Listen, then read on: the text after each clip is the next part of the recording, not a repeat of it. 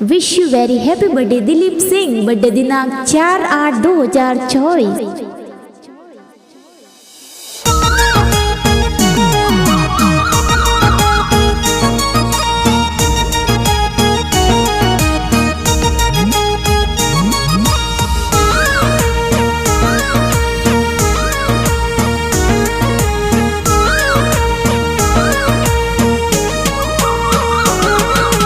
Wish you very happy birthday Dilip Singh आपने माद थोरो गाँव कही जी में सावत जाती।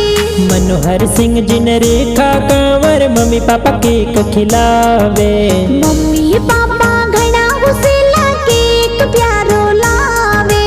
सुमन कंवर बड़ी बहन गिफ्ट थोने देवे। रिंकू कंवर छोटी बहन गिफ्ट थोने देवे। पुष्पेंद्र सिंह जी भाई सा बर्थडे पार्टी देवे। राज संबंध जिलो कही जी देवगढ़ तहसील प्यारी। मुंबई में बिजनेस थोरो जोर घणो चाले। सगलो परिवार मिलने देखो बर्थडे जोर मनावे। विष्णु जी पारंगी देखो गाना जोर बनावे।